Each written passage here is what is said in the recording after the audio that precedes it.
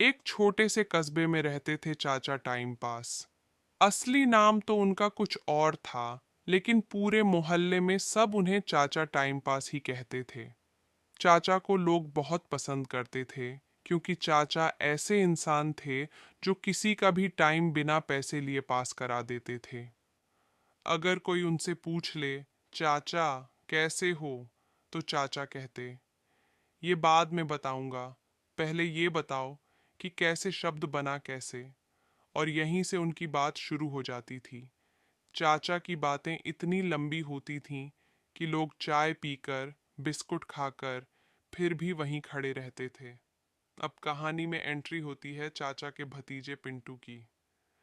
पिंटू उम्र में छोटा था, लेकिन शरारत में पूरा उस्ताद।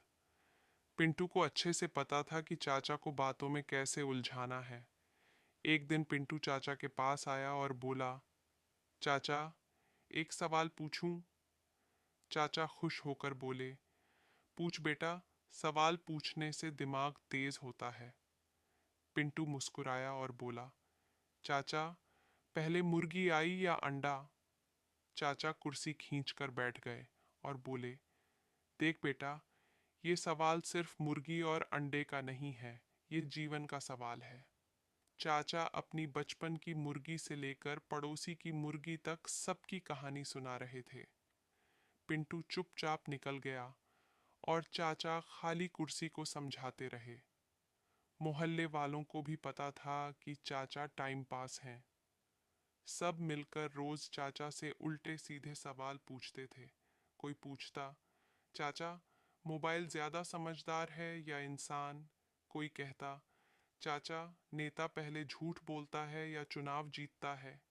एक दिन पिंटू बोला, चाचा अगर आप प्रधानमंत्री होते तो सबसे पहले क्या करते?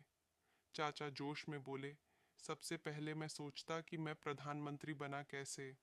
और चाचा अपनी कल्पना में पूरा देश चलाने लगे। उधर पिंटू चुपके से चाचा की चप्पल उठाई और छत पर रखाया। थोड़ी देर बाद चाचा बोले, चलो बेटा अब चाय पीते हैं। चाचा ने चप्पल ढूंढी, लेकिन चप्पल गायब थी। पूरा मोहल्ला खोजने लगा। आखिर में चप्पल मिली छत पर। सब जोर जोर से हंस पड़े। चाचा मुस्कुराए और बोले, कोई बात नहीं, कम से कम आज भी सबका टाइम पास तो हुआ। और फिर क्या था, चाचा, भतीजा और पूरे गांव वाले मिलकर हंसते रहे, ठहाके लगाते रहे।